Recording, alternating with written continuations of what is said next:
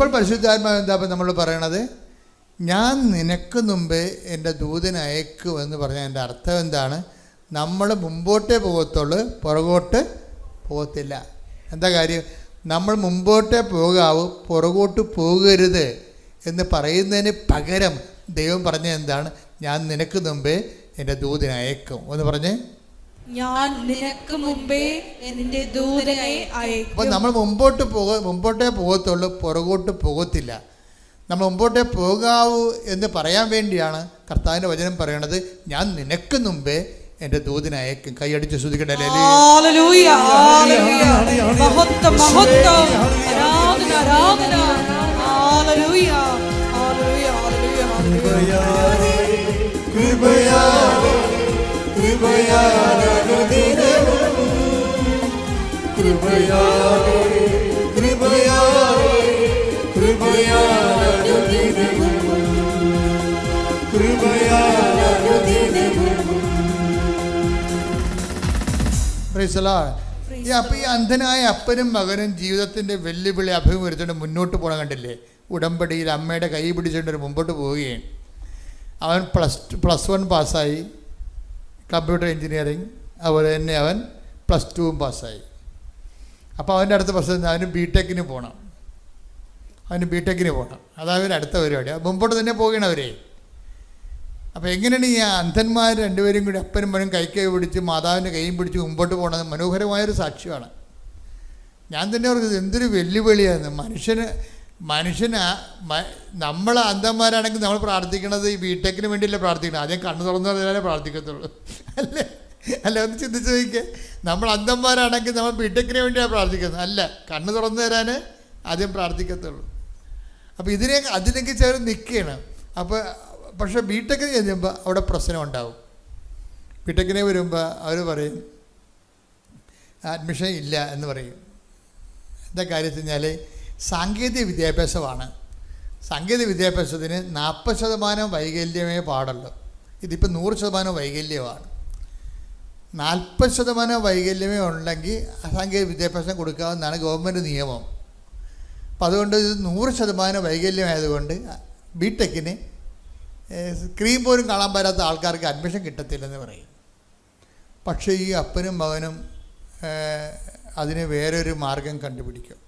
എന്ന് വെച്ച് കഴിഞ്ഞാൽ അവൻ്റെ എൻട്രൻസ് എക്സാമില്ലേ, എൻട്രൻസ് എക്സാമിന് സ്ക്രൈബിനെ വെച്ച് എൻട്രൻസ് തോറ്റ് കഴിഞ്ഞാൽ അതിക്കുമ്പോൾ ഒരു എൻട്രൻസ് ഉണ്ടല്ല, എൻട്രൻസിനാണ് ഇവരുടെ ഏറ്റവും വലിയ അനുഭവം എന്ന് പറയണത്. എൻട്രൻസിൽ വരുമ്പോൾ എൻട്രൻസിൽ വെച്ച് ഇങ്ങനെയുള്ള ആൾക്കാർ തള്ളിപ്പോകത്തില്ലേ. അപ്പോൾ എൻട്രൻസിന് ചെയ്യണമെങ്കിൽ ഇവന് ചെയ്യാൻ പറ്റത്തില്ല, സ്ക്രൈബിനെ വെച്ച് ചെയ്യുക. അപ്പോൾ വേറെ ഒരാളെ വാടകയ്ക്ക് എടുക്കണം, എഴുത്തുകാരന് നിയമപരമായിട്ട് വേറെ ആളെ കണ്ണ് കാണാവുന്ന ഒരാളെ വാടകയ്ക്ക് എടുക്കണം. വാടകയ്ക്ക് എടുക്കുമ്പോഴുള്ള കുഴപ്പമെന്ന് വെച്ച് കഴിഞ്ഞാൽ ബിടെക്കുകാരൻ്റെ എൻട്രൻസിന് വാടകയ്ക്ക് എടുക്കേണ്ട ആൾ സ്ക്രൈബിന് +1 വിദ്യാഭ്യാസമേ പാടുള്ളൂ. കാര്യം എന്താണ്? ഇവന് കൂടുതലുണ്ടായി കഴിഞ്ഞാൽ ഈ സ്ക്രൈബിന് ഇവനേക്കാൾ കൂടുതൽ വിദ്യാഭ്യാസം ഉണ്ടായാൽ അവൻ്റെ അറിവ് ഇവൻ്റെ ഉത്തരത്തിൽ വരണ കാരണം ഇവൻ ജയിക്കും, കള്ളജയമായിരിക്കും അത്. കാരണം ഗവൺമെൻറ് പറഞ്ഞിരിക്കണത് സ്ക്രൈബിന് വാടകയ്ക്കെടുത്ത് നിൻ്റെ പരീക്ഷ അവനെടുത്ത് നീ പറഞ്ഞു കൊടുക്കുന്നു, അവൻ എഴുതുന്നു, പക്ഷെ അവന് വിദ്യാഭ്യാസം നിന്നേക്കാൾ കുറവായിരിക്കണം, +1 പാടുള്ളത്. അപ്പോൾ +1 ഒരു വിദ്യാർത്ഥിയെ കണ്ടുപിടിക്കും. നോക്കിയേ, ജീവിതം കുറച്ച് പരിഷ്കമാണെങ്കിലും അമ്മയോട് കൂടി ഇവർ മുന്നേറിക്കുകയാണ്. അമ്മയോട് കൂടി മുന്നോട്ട് പോകണ പോക്കുകയാണ്, നല്ല രസമാണ്. എന്നിട്ട് ഇവർ സ്ക്രൈബിനെ കണ്ടുപിടിക്കും. ഒരു +1 ഉള്ള ആളെ എൻട്രൻസ് കണ്ടുപിടിച്ച് കഴിയുമ്പോൾ ഉള്ള പ്രശ്നം വെച്ച് കഴിഞ്ഞാൽ അവൻ +1 സർട്ടിഫിക്കറ്റ് വേണം. അവന് +1 പഠിച്ചുകൊണ്ടിരിക്കുകയല്ലേ, +1 +2 പൂർത്തിയാക്കിയാലേ അവന് സർട്ടിഫിക്കറ്റ് കിട്ടത്തുള്ളൂ. അപ്പം പിന്നെ എന്താ മാർഗം? പൂർത്തിയാക്കി അതിൻ്റെ സർട്ടിഫിക്കറ്റ് കൊടുക്കാൻ പറയും. അവൻ 10ാം ക്ലാസ് പൂർത്തിയാക്കി, സ്ക്രൈബ് 10ാം ക്ലാസ് അവൻ പൂർത്തിയാക്കിയതാണ്.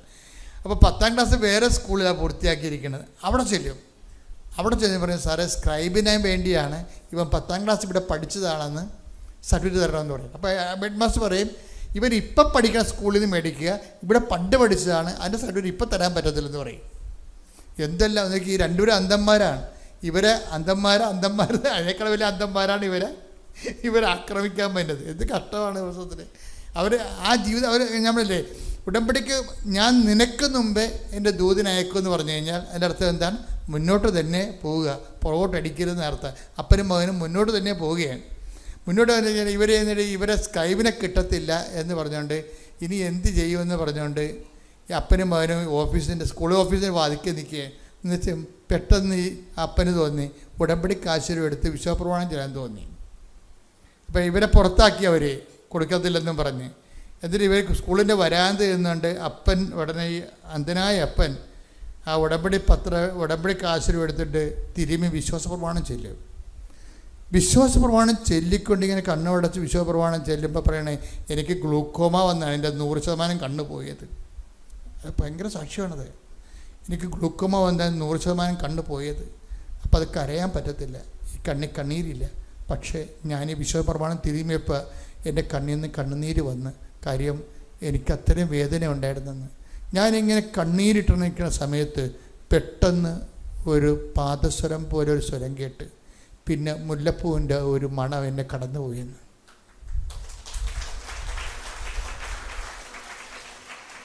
അങ്ങനെ പോയി ഞാനിങ്ങനെ പ്രാർത്ഥിച്ചു നിൽക്കുകയാണ്. 5 മിനിറ്റ് കഴിഞ്ഞപ്പോൾ ഈ പാദസ്വരവും അല്ല അന്ധനല്ലേ, ഈ പാദസ്വരവും മുല്ലപ്പൂവിൻ്റെ മണവും തിരിച്ചു വന്നു.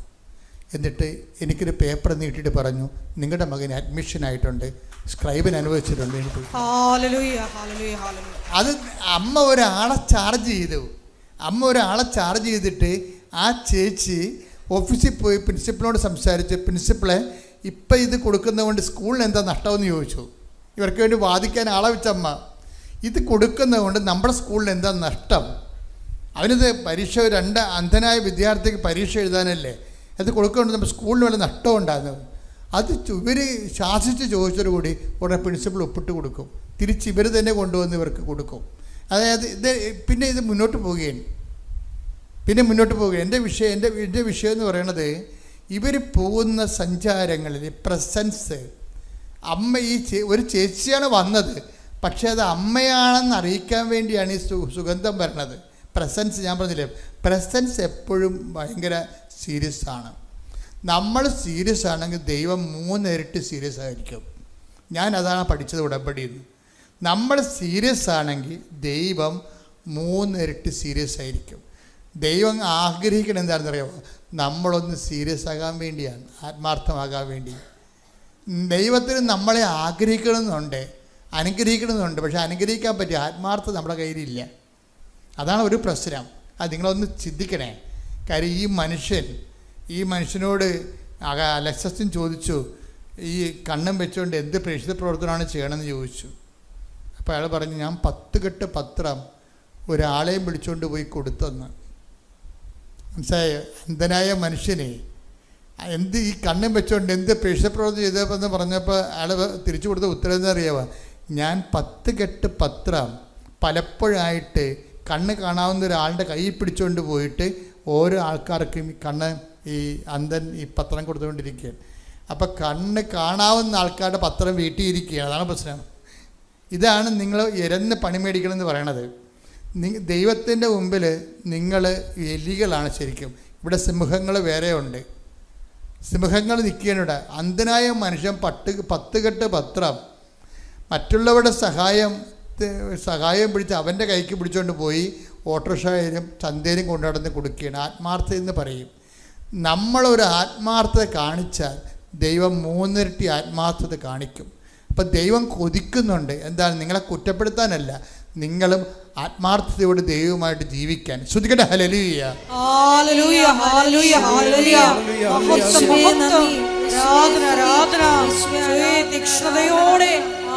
പ്രവർത്തനം ചെയ്യുവാൻ ഈ ആരാധനയിലൂടെ ഞങ്ങൾക്ക് അധിക അഭിഷേകം നൽകണമേ. പരിശുദ്ധ അമ്മയ്ക്കും തിരുക്കുമാരനും കോടാനുകൂടി നന്ദി ആദ്യമേ അർപ്പിക്കുന്നു. അമ്മ പ്രത്യക്ഷപ്പെട്ടയാൾ താരയിൽ വന്ന് നിൽക്കുവാൻ എൻ്റെ ജീവിതത്തിൽ ഒരുക്കിയ വലിയ അവസരത്തെ ഓർത്ത് നന്ദിയോട് സ്തുതിക്കുന്നു. എൻ്റെ പേര് ടിൻഡു ജോൺ. ഞങ്ങൾ വരുന്നത് ആയു എന്നാണ്. ഇതെൻ്റെ അമ്മയാണ്.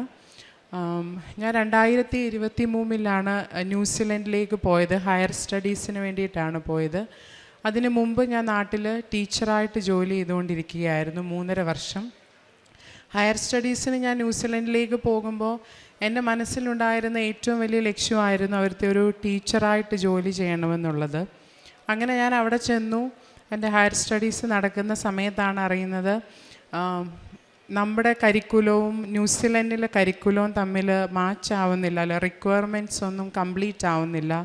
അതുകൊണ്ട് ഡയറക്റ്റ് പ്രോസസ്സ് വഴി ഒന്നും നമുക്ക് ടീച്ചർ രജിസ്ട്രേഷൻ സാധിക്കുകയില്ല എന്നുള്ളത്.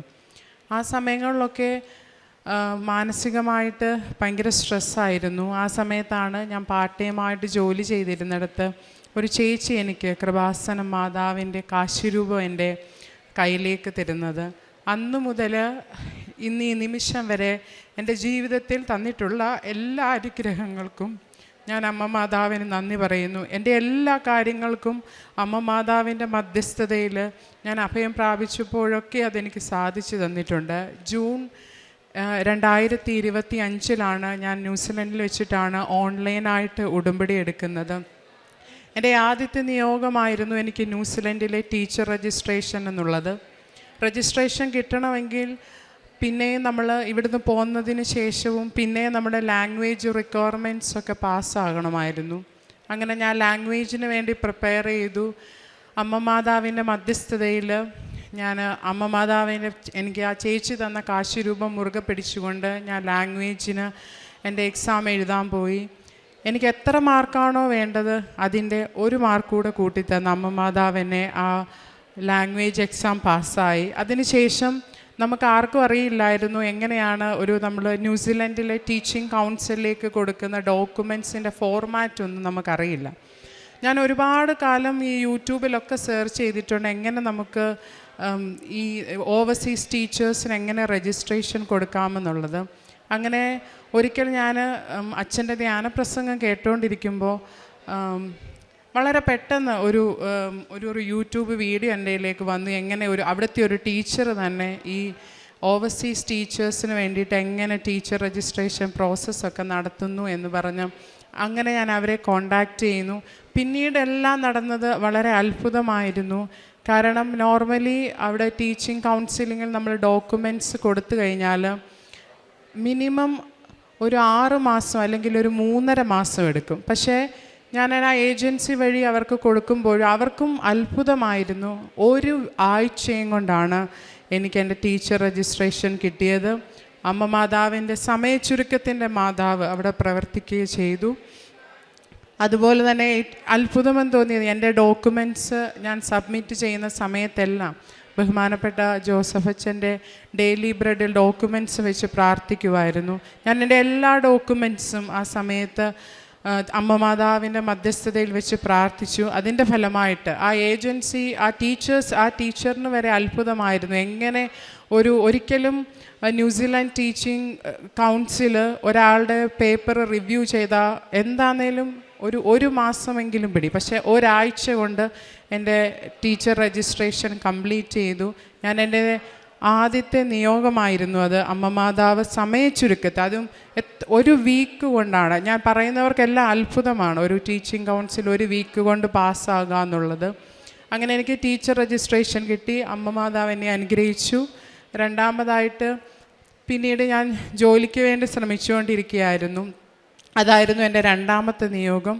ഡിസംബർ 7 മുമ്പ് അമ്മ മാതാവിൻ്റെ പ്രത്യക്ഷീകരണ ദിവസമായ ഡിസംബർ 7 മുമ്പ് എനിക്കൊരു ജോലി ലഭിക്കണമെന്ന് ഞാൻ ഡേറ്റ് ഇട്ട് പ്രാർത്ഥിച്ചു. ഓൺലൈൻ ഉടമ്പടിയിൽ ഞാൻ വെച്ചിരുന്ന രണ്ടാമത്തെ നിയോഗമായിരുന്നു അത്. അങ്ങനെ ഞാൻ അവിടെ റിലീവിങ് ടീച്ചറായിട്ട് സ്കൂളുകളിൽ പഠിപ്പിക്കാൻ പോവും.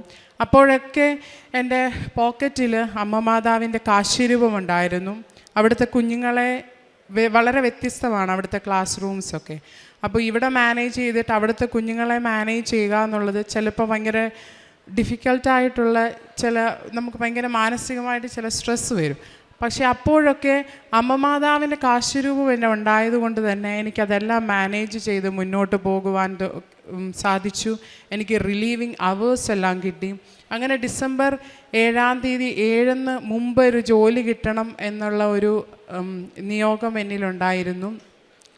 അങ്ങനെ ഞാനൊരിക്കൽ ഞാനൊരു മർത്തോമക്കാരിയാണ്. അന്നേരം ഞങ്ങളുടെ ആരാധനയിൽ എനിക്ക് പ്രസംഗിക്കാനൊരവസരം കിട്ടി അവിടെ ചെന്ന്. അന്ന് ദൈവമാതാവിനോടുള്ള അറിയിപ്പിൻ്റെ ദിവസമായിരുന്നു. അപ്പോൾ മാതാവിനെ തന്നെ പറ്റി പറയുവാൻ എനിക്കവിടെ ആദ്യമായിട്ട് ആ പള്ളി ദേവാലയത്തിൽ പ്രസംഗിക്കാൻ സാധിച്ചു. അന്ന് ആ ദിവസമാണ് ഞാനൊരു 100 ആപ്ലിക്കേഷൻ അയച്ചിട്ടുണ്ട്. നിങ്ങൾ ന്യൂസിലാൻഡിലുള്ളവർക്കറിയാം, അവിടുത്തെ ടീച്ചിങ് കോഴ്സ് പാസ്സായവർക്കാണ് പെട്ടെന്ന് ജോലി കിട്ടും. ഞാൻ ഇവിടുന്ന് ടീച്ചിങ് കോഴ്സ് കഴിഞ്ഞു പോയ ഒരാളായിരുന്നു. അങ്ങനെ ഞാൻ 100 ആപ്ലിക്കേഷനിൽ കൂടുതൽ അയച്ചു. എല്ലാം അൺഫോർച്ചുനേറ്റ്ലി യു ആർ അൺസക്സസ്ഫുൾ എന്ന റിപ്ലൈ മാത്രം വന്നുകൊണ്ടിരുന്നു. അങ്ങനെ മാതാവിന് വേണ്ടി ഞാൻ ആരാധനയിൽ പ്രസംഗിക്കാൻ തുടങ്ങിയ ഒരു ശനിയാഴ്ച ദിവസമായിരുന്നു അന്ന്, ഒരു വെള്ളിയാഴ്ച ദിവസമായിരുന്നു അന്ന്. ഞാൻ വേദപുസ്തകം എടുത്ത് മാതാവിൻ്റെ പ്രാർത്ഥനകളൊക്കെ മാതാവിനെ പറ്റി ഞാൻ എഴുതി വെച്ചുകൊണ്ടിരുന്നപ്പോൾ ഞാൻ തന്നെ ആലോചിച്ചു, ഒരുപാട് ആപ്ലിക്കേഷൻ അയക്കാനുണ്ട്, ഇന്ന് എന്തായാലും ഞാൻ ഒരു ആപ്ലിക്കേഷനും അയക്കുന്നില്ല. ഇന്ന് മാതാവിന് വേണ്ടി ഞാൻ മറ്റുള്ളവരോട് പറയാൻ വേണ്ടിയിട്ടും ദേവാലയത്തിൽ പ്രസംഗിക്കാൻ വേണ്ടിയിട്ട് ഞാൻ അതിനു വേണ്ടി പ്രിപ്പയർ ചെയ്യുമെന്ന് പറയും. അങ്ങനെ ഞാൻ പ്രിപ്പറേഷന് വേണ്ടി എൻ്റെ ഡയറി എടുത്തു വെച്ചപ്പോൾ അവിടെ നിന്ന് ഒരു സെക്കൻഡറി സ്കൂളിൽ നിന്ന് അവിടുത്തെ പ്രിൻസിപ്പൽ എന്നെ വിളിക്കുന്നു, നിങ്ങൾക്ക് ഇൻ്റർവ്യൂ കിട്ടിയിട്ടുണ്ട്, നിങ്ങൾക്ക് താല്പര്യമുണ്ടെങ്കിൽ വരാമെന്ന് പറഞ്ഞു. അങ്ങനെ ഞാൻ ആ ഇൻ്റർവ്യൂവിന് പോയി. അവിടെ ആ ഇൻ്റർവ്യൂവിന് ചെന്ന സമയത്ത് സാധാരണ നല്ല പോണക്ക് പ്രിപ്പറേഷനൊക്കെ ചെയ്തിട്ടാണ് ഞാൻ പോവാറുള്ളത്. എന്നാൽ അവിടെ ചെന്നപ്പോൾ അവരെന്നോട് ഒരു ചോദ്യം ചോദിച്ചു, കുറേ ക്വസ്റ്റ്യൻസൊക്കെ ചോദിച്ചു. എന്നാൽ ഒരു ക്വസ്റ്റ്യൻ ചോദിച്ചു, ടിൻറ്റുവിൻ്റെ വീക്ക്നെസ് എന്താണെന്നുള്ളത്. അന്നേരം ഞാനവിടെ സ്റ്റക്കായിപ്പോൾ. എൻ്റെ വീക്ക്നെസ് എന്താണെന്ന് ഞാൻ അന്നേരമാണ് ചിന്തിക്കുന്നത്. അപ്പം ഞാൻ വളരെ സത്യസന്ധമായിട്ട് ഉത്തരം പറഞ്ഞു, എൻ്റെ വീക്ക്നെസ് ചില പ്രോബ്ലങ്ങൾ വരുമ്പോൾ എനിക്ക് ഭയങ്കരമായിട്ട് ഞാൻ വളരെ ടെൻഷൻ ആകുമെന്ന് പറഞ്ഞു. അപ്പോൾ അവിടുത്തെ പ്രിൻസിപ്പൾ അത് കേട്ട് ഭയങ്കര ചിരിച്ചു. അപ്പോൾ ഞാൻ വിചാരിച്ചു, ഭയങ്കരമായിട്ട് അവരിങ്ങനെ ചിരിച്ചു. അപ്പോൾ ഞാൻ വിചാരിച്ചു, അവർക്ക് എന്താ നമ്മുടെ അവിടുത്തെ ഒരു ഇൻ്റർവ്യൂവിൽ നമ്മുടെ വീക്ക്നെസ് എന്ന് പറയുന്നത് അവർക്ക് എപ്പോഴും സ്ട്രെങ്തായിട്ട് ഫീൽ ചെയ്യണം. അങ്ങനെ ഞാൻ ഇൻ്റർവ്യൂ കഴിഞ്ഞ് വീട്ടിൽ വന്നു. ഡിസംബർ 2 ഒരു ചൊവ്വാഴ്ച ദിവസം ബഹുമാനപ്പെട്ട ജോസഫ് അച്ഛൻ്റെ നമ്മുടെ ചൊവ്വാഴ്ചയിലെ ഉടമ്പടി ധ്യാനത്തിന് 11 ഇവിടുത്തെ 11:30 സമയത്ത് ഞാൻ ധ്യാനം കൂടാൻ തുടങ്ങിയ സമയത്ത് എനിക്ക് അവിടെ സ്കൂളിൽ നിന്ന് കോൾ വരുന്നു, ടിൻറ്റുവിനെ ഞങ്ങൾ സെലക്ട് ചെയ്തിട്ടുണ്ട്. അങ്ങനെ ഡിസംബർ 7 മുമ്പ് ഡിസംബർ 2 എനിക്ക് ആ സ്കൂളിൽ സെലക്ഷൻ കിട്ടി. ഞാൻ ഈ വ്യാഴാഴ്ച ന്യൂസിലാൻഡിലേക്ക് പോവുകയാണ്. അതുപോലെ തന്നെ 28 ഞാൻ ജോയിൻ ചെയ്യും. ഒരിക്കലും ഡിസംബർ 7 എന്ന് പറയുന്ന ആ ഒരു പർട്ടിക്കുലർ ഡേറ്റ് ഞാനിട്ട് പ്രാർത്ഥിച്ചു. ഡിസംബർ 2 മുമ്പ് അമ്മ മാതാവ് എനിക്ക് ജോലി തന്ന് എന്നെ സഹായിച്ചു. അതുപോലെ തന്നെ എൻ്റെ മമ്മിയാണിത്. മമ്മി കുറേ വർഷങ്ങളായിട്ട് എൻ്റെ കല്യാണത്തിന് ശേഷം തന്നെയാണ് വീട്ടിൽ താമസിക്കുന്നത്. അന്ന് മുതൽ തന്നെ മമ്മീനെ ഞാൻ അവിടേക്ക് കൊണ്ടുപോകണമെന്നൊരാഗ്രഹം ഉണ്ടായിരുന്നു. ഞാൻ പോയിട്ട് ഇപ്പോൾ 2.5 വർഷം ആവുന്നതേ ഉള്ളൂ. അങ്ങനെ ഞാൻ മമ്മിയുടെ വിസിറ്റിംഗ് വിസ ഇട്ടു. ആദ്യമൊക്കെ അവർ ജെനുവിൻ കാൻഡിഡേറ്റ്സ് അല്ല, കുറേ ഡോക്യുമെൻറ്റ്സ് അവർ ചോദിച്ചു. ഞാൻ ഇന്നലെ വരാനിരുന്നതാണ്, എന്നാൽ ഇന്നലെ പല സാഹചര്യങ്ങളും എനിക്ക് വരാൻ പറ്റിയില്ല. എന്നാൽ ഇന്നലെ ഉച്ചയ്ക്ക്, അതും എൻ്റെ 3ാമത്തെ നിയോഗമായിരുന്നു, മമ്മിയുടെ വിസ ഇന്നലെ സാങ്ഷനായി. അടുത്ത മാസം മമ്മി ഞങ്ങളുടെ കൂടെ വരികയാണ്. പിന്നെ എനിക്ക് ഏറ്റവും പറയാനുള്ളത്, ഡോക്യുമെൻറ്റേഷൻ സമയത്ത് എനിക്ക് അത്ഭുതമെന്ന് തോന്നിയത്, അവരെനിക്ക് അയച്ചു തന്ന എന്നോട് പറയുകയാണ്, നിങ്ങൾ ടീച്ചിങ് കൗൺസിൽ കൊടുക്കുമ്പോൾ ഒരു ഫോർമാറ്റിൽ വേണം നിങ്ങളുടെ പേര് ടൈപ്പ് ചെയ്യാൻ വേണ്ടിയിട്ട്. അപ്പോൾ അവർക്കൊരിക്കലും അറിയില്ല. അവരെന്നോട് പറഞ്ഞത് Mary plus transcript, Mary plus degree certificate. അന്നേരം എനിക്ക് മനസ്സിലായ അമ്മമാതാവിൻ്റെ സാന്നിധ്യം എനിക്ക് അവിടെ അറിയാൻ സാധിച്ചു. ഇതിലൊക്കെ ഉപരിയായി ആത്മീകമായിട്ട് ഒരുപാട് വളരുവാൻ എനിക്ക് സാധിച്ചു. എനിക്ക് തോന്നുന്നു ഞാൻ നാട്ടിൽ നിൽക്കുന്നതിനെക്കാട്ടി കൂടുതൽ ദൈവത്തോടും അമ്മമാതാവിനോടും എനിക്ക് കൂടുതൽ അടുക്കാൻ സാധിച്ചു. എല്ലാ ദിവസവും ഞാനും എൻ്റെ കുടുംബവും പ്രാർത്ഥിക്കും. അതുപോലെ അമ്മമാതാവിൻ്റെ പ്രത്യക്ഷീകരണ പ്രാർത്ഥനയും സന്ധ്യാപ്രാർത്ഥനയും ഉടമ്പടി പ്രാർത്ഥനയൊക്കെ ഞങ്ങൾ കുടുംബമായിട്ടിരുന്ന് പ്രാർത്ഥിക്കാറുണ്ട്. ഇത്രയും വഴി നടത്തിയ അമ്മമാതാവിന് കോടാനുകോടി നന്ദി പറയുന്നു. സുവിശേഷ പ്രേക്ഷിത പ്രവൃത്തിയായിട്ട് ചെയ്യുന്നത് അച്ഛൻ്റെ ഡെയിലി ബ്രെഡും അതുപോലെ തന്നെ ഉടമ്പടി ധ്യാനമൊക്കെ ഞങ്ങൾ എപ്പോഴും സമയം കണ്ടെത്തി ഞങ്ങളത് കണ്ട് ഞങ്ങളുടെ ഫ്രണ്ട്സിനും ആവശ്യമായിട്ടുള്ള ഫ്രണ്ട്സിനും അതുപോലെ തന്നെ ഞങ്ങളുടെ സോഷ്യൽ മീഡിയ പ്ലാറ്റ്ഫോമിലൊക്കെ ഞങ്ങൾ ഷെയർ ചെയ്യാറുണ്ട്. അതുപോലെ കാരുണ്യ പ്രവർത്തനമായിട്ട് മമ്മി നാട്ടിലുള്ളപ്പോൾ ഞങ്ങൾ മന്ത്ലി മമ്മിക്ക് പൈസ അയച്ചു കൊടുത്തിട്ട് ആവശ്യമുള്ളവർക്ക് ഞങ്ങൾ അവരെയും സഹായിക്കാറുണ്ട്. ഇപ്പോൾ ഞാൻ വന്നത് 15 ദിവസത്തെ ലീവിനാണ് വന്നത്. ഇവിടെ സാക്ഷ്യം പറഞ്ഞിട്ട് പോകാനും അതുപോലെ തന്നെ തീർത്ഥാടന ഉടമ്പടി എടുത്തിട്ടുണ്ട്. ഇനിയും അമ്മ മാതാവിൻ്റെ ഉടമ്പടിയിലൂടെ ഞങ്ങളുടെ കുടുംബത്തിന് മുന്നോട്ട് പോകുവാൻ അമ്മ മാതാവിനോട് പ്രാർത്ഥന ചോദിക്കുന്നു. അതുപോലെ ഇത്രത്തോളം വഴി നടത്തി എൻ്റെ ജീവിതത്തിൽ ഇത്രയും അനുഗ്രഹങ്ങൾ തന്ന അമ്മ മാതാവിനോടും തിരുക്കുമാരനോടും കോടാനുകൂടി നന്ദി പറഞ്ഞുകൊണ്ട് ഞാൻ എൻ്റെ സാക്ഷ്യം ഇവിടെ സമർപ്പിക്കുന്നു. ഈശോ മിശിഹായ്ക്ക് സ്തുതിയായിരിക്കട്ടെ. ആദ്യമായി പരിശുദ്ധ അമ്മയ്ക്കും യേശുവിനും ഞാൻ നന്ദി പറയുന്നു. എൻ്റെ പേര് ഐശ്വര്യ ടി.എസ്. ഞങ്ങൾ വരുന്നത് ആലപ്പുഴ ജില്ലയിൽ ഓമനപ്പുഴയിൽ നിന്നാണ്. എൻ്റെ അമ്മയ്ക്ക് പകരമാണ് ഞാനിന്നിവിടെ സാക്ഷ്യം പറയുന്നത്. ആദ്യമായി 2023 ഡിസംബർ 23 എൻ്റെ അമ്മ ഉടമ്പടി എടുക്കുന്നത്. ചെറിയ കടങ്ങളുള്ളത് കൊണ്ടായിരുന്നു ഞങ്ങൾ ആ സമയത്ത് ഉടമ്പടി എടുത്തിരുന്നത്. 1 വർഷം വരെ ഉടമ്പടി നല്ലോണം ഞങ്ങൾ കൊണ്ടുപോവുകയും ഞങ്ങളുടെ കടങ്ങളും ബാധ്യതകളും മാറി വരികയും ചെയ്തിരുന്ന സമയം 2025 ഡിസംബർ ആയപ്പോഴാണ് എൻ്റെ പപ്പാക്ക് ഒരു പനി വരികയും പനി വന്നിട്ട് പനി ഒട്ടും വിട്ടുമാറാതാവുകയും ചെയ്ത് അടുത്തുള്ള ഹോസ്പിറ്റലിൽ നിന്നും മരുന്ന് മേടിച്ച് കഴിച്ചിട്ടും പനി ഒട്ടും വിട്ടുമാറാത്ത അവസ്ഥയായിട്ട് ഞങ്ങൾ ആലപ്പുഴയിലുള്ള ജനറൽ ഹോസ്പിറ്റലിൽ നിന്നും മരുന്ന് മേടിക്കുകയും ഡോക്ടറിനെ കാണുകയും ചെയ്തിരുന്നു. ഡോക്ടറിനെ കണ്ടപ്പോൾ ആ സമയത്ത് പപ്പയുടെ ബ്ലഡ് ടെസ്റ്റ് ചെയ്തിട്ട് പറഞ്ഞിരുന്നത് പപ്പാക്ക് ഡെങ്കിപ്പനിയോ എലിപ്പനിയോ ആവാനുള്ള ചാൻസ് ഉണ്ട്, വേഗം തന്നെ വണ്ടാനം മെഡിക്കൽ കോളേജിൽ പോകണം, വണ്ടാനം മെഡിക്കൽ കോളേജിൽ പോയി ഡോക്ടറിനെ കാണണമെന്ന് പറഞ്ഞു. ഞങ്ങൾ പിറ്റേന്ന് തന്നെ വണ്ടാനത്ത് പോയി ഡോക്ടറിനെ കണ്ടു. ഡോക്ടറിനെ കണ്ടപ്പോൾ ഡോക്ടർ പറഞ്ഞത് അഡ്മിറ്റ് ആകണം, ഒരാഴ്ച അവിടെ അഡ്മിറ്റ് ആകണമെന്ന് പറഞ്ഞു. ഞങ്ങൾ ഒരാഴ്ച അവിടെ അഡ്മിറ്റ് ആയപ്പോഴത്തേക്കും റിസൾട്ട് വന്നു. റിസൾട്ടിൽ പറഞ്ഞിരുന്നത് ഡെങ്കിപ്പനിയും എലിപ്പനിയൊന്നും ഇല്ല, പക്ഷേ ക്യാൻസറിൻ്റെ ഒരു വേരിയേഷൻ കാണിക്കുന്നുണ്ട്, വേഗം തന്നെ കോട്ടയത്ത് പോകണമെന്ന് പറഞ്ഞു. ഞങ്ങൾ അങ്ങനെ കോട്ടയത്തോട്ട് പോയപ്പോഴത്തേക്കും അവർ ഞങ്ങളുടെ പറഞ്ഞത് 90% സെബാസ്റ്റ്യനും ബോഡിയിൽ എല്ലായിടത്തും ആയിപ്പോയി, നമുക്കൊന്നും ചെയ്യാൻ പറ്റത്തില്ല, വേഗം തന്നെ തിരുവനന്തപുരം RCC പോകണമെന്ന് പറഞ്ഞു. ഞങ്ങൾ അന്നത്തെ ദിവസം വീട്ടിൽ വന്നു. പിറ്റേന്ന് അമ്മ പറഞ്ഞു നമുക്ക് കൃപാസനത്തിൽ പോകണം. കൃപാസനത്തിൽ പോയി മാതാവിൻ്റെ അടുക്കെ പ്രാർത്ഥിച്ചു അച്ഛനെയും കണ്ടിട്ട് വേണം, അച്ഛൻ്റെ ബ്ലെസ്സിങ്ങും മേടിച്ചിട്ട് വേണം ഹോസ്പിറ്റലിൽ പോകണമെന്ന് പറഞ്ഞു. അങ്ങനെ ഞങ്ങൾ പിറ്റേന്ന് ഇവിടെ വന്നു, പരിശുദ്ധ മാതാവിനോട് പ്രാർത്ഥിച്ചു, അച്ഛൻ്റെ ബ്ലെസ്സിങ്ങും മേടിച്ചു. അച്ഛൻ്റെ ബ്ലെസ്സിങ്ങിൽ അച്ഛൻ പറഞ്ഞ് കുരിശ് നെറ്റിയിൽ വെച്ച് പ്രാർത്ഥിക്കുകയും നെറ്റിയിലും ചെവിയുടെ ഇരുവശങ്ങളിലും തൈലം പൂശുകയും ചെയ്തിട്ട് അച്ഛൻ പ്രാർത്ഥിച്ചിട്ട് അച്ഛൻ പറഞ്ഞത് നിനക്കൊരു കുഴപ്പവുമില്ല, നിനക്കൊന്നും സംഭവിക്കത്തില്ല, ധൈര്യമായി നീ പൊക്കോളാൻ പറഞ്ഞു. ആ നിമിഷം തൊട്ട് ഞങ്ങളുടെ ഉള്ളിനുള്ളിൽ വളരെയധികം ധൈര്യവും ആത്മവിശ്വാസവും ഉണ്ടായി. ഞങ്ങളുടെ അപ്പനെ ഞങ്ങൾക്ക് തിരിച്ചു കൊണ്ടുവരാൻ പറ്റുമെന്നുള്ളൊരു ആത്മവിശ്വാസം ഞങ്ങളുടെ ഉള്ളിൽ ഉണരുകയും ഞങ്ങൾ പിറ്റേന്ന് തന്നെ തിരുവനന്തപുരം RCC പോവുകയും ചെയ്തു. അവിടെ ചെന്നപ്പോൾ തന്നെ അവർ ഞങ്ങളുടെ പപ്പയുടെ ബോൺമാരെയും ബ്ലഡ് ടെസ്റ്റ് ചെയ്യുകയും ചെയ്തു. എന്നിട്ട് അവർ പറഞ്ഞു 3 ദിവസം സമയമെടുക്കും, അതുവരെ നിങ്ങൾ പുറത്ത് റൂമെടുത്ത് നിൽക്കണമെന്നാണ് പറഞ്ഞത്. അങ്ങനെ ഞങ്ങൾ പുറത്ത് റൂമെടുത്ത് നിന്നു. 3-ാമത്തെ ദിവസമായപ്പോഴത്തേക്കും RCCന്ന് ഞങ്ങൾ വിളിച്ചിട്ട് പറഞ്ഞു വേഗം ഹോസ്പിറ്റലിലോട്ട് വരണം, ബെഡ് ആയിട്ടുണ്ട്, നിങ്ങൾ അഡ്മിറ്റ് ആക്കണമെന്ന് പറഞ്ഞു. അങ്ങനെ ഞങ്ങൾ RCCയിൽ പോയി പപ്പേനെ അഡ്മിറ്റ് ആക്കുകയും ചെയ്തു. അപ്പോൾ തന്നെ ഡോക്ടർ അമ്മേനെ പേഴ്സണലായിട്ട് വിളിച്ചിട്ട് പറഞ്ഞു എനിക്ക് കുറച്ച് കാര്യങ്ങൾ സംസാരിക്കാനുണ്ട്, ഡോക്ടറിൻ്റെ റൂമിലോട്ട് വരാൻ പറഞ്ഞു.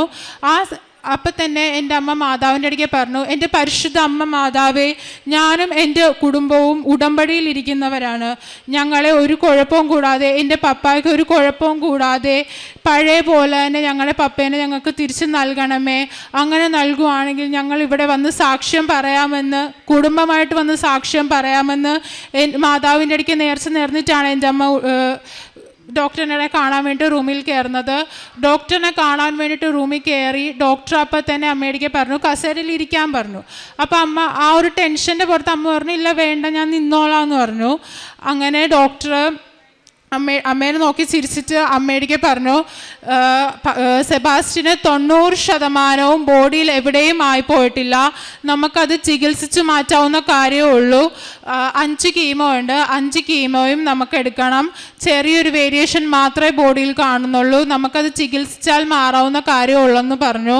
അന്ന് തന്നെ എൻ്റെ അമ്മ അങ്ങനെ ഉടമ്പടി തൈലവും ഉപ്പും ഒക്കെ പപ്പാക്ക് കൊടുക്കുമായിരുന്നു. ഉടമ്പടി തൈലം നെറ്റിയിൽ കുരിശ് വരച്ച് പ്രാർത്ഥിക്കും, ഉപ്പ് വെള്ളത്തിൽ കലർത്തി എൻ്റെ പപ്പാക്ക് കുടിക്കാൻ കൊടുക്കുമായിരുന്നു. അങ്ങനെ ഞങ്ങൾ നിരന്തരം പ്രാർത്ഥനയൊക്കെ ചൊല്ലുമായിരുന്നു. അതിൻ്റെ ഫലമായി 5 ഉടമ്പടിയും ഞങ്ങൾക്ക് ഒരു കുഴപ്പവും കൂടാതെ തുടർന്ന് കൊണ്ടുപോകാൻ പറ്റി.